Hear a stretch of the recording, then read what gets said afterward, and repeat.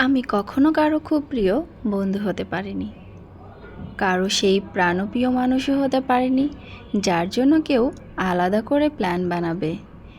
কেউ যে ভালোবাসে না তা ঠিক নয়, সবাই ভালোবাসে, কিন্তু আমাদের মতো মানুষেরা কখনোই কারো প্রায়োরিটি লিস্টের প্রথম সারিতে থাকে না।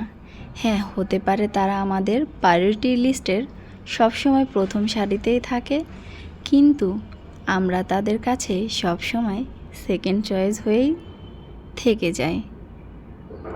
আজকে ছিল দীপাবলি, তাই সবাই মিলে বাসা থেকে বেরিয়ে পড়েছিলাম দীপাবলি উপলক্ষে ঠাকুর দেখার জন্য। সবাই ঠাকুর দেখতে বেরিয়ে গিয়েছে, তাই ভাবলাম আমরাও একটু চলে যাই ঠাকুর দেখার উদ্দেশ্যে। তাই বাসার সবাই মিলে বিভিন্ন জায়গায় ঠাকুর দেখতে বের হয়েছিলাম। গিয়ে তো দেখি অনেক ভিড়, সেখানে পা বেরোনোর মতো কোনো পরিস্থিতিই নেই। যাই হোক, ঠাকুর তো দেখতেই হবে, তাই মাকে দর্শন করলাম। দর্শন করে সবাই আস্তে আস্তে বাড়ির উদ্দেশ্যে রওনা দিব। তোমরাও একটু দেখে নাও, মাকে একটু দর্শন করে নাও।